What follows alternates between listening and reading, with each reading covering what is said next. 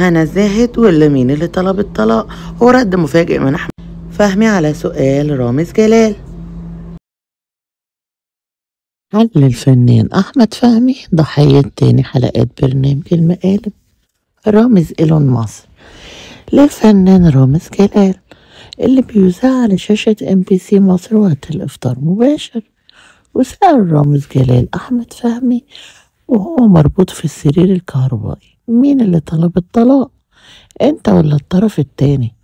إشارة للفنانة هنا الزاهد، ورد قائلا أنا والله العظيم اللي طلب الطلاق.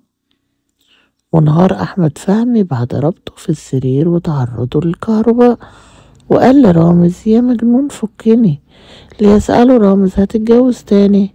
فرد فهمي لا مش هتجوز.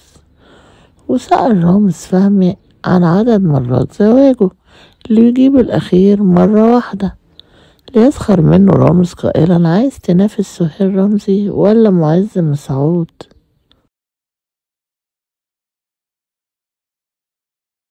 لقيت الفنان على حلقة زوجها السابق أحمد فهمي كتبت عنها عبر حسابها الرسمي بموقع التواصل الاجتماعي من لا أخلاق له لا قيمة له. وتعليقات هنا الزاهد بتعكس غضبها وأخلاقها اتجاه أحمد فهمي بعد تصريحاته في الحلقة.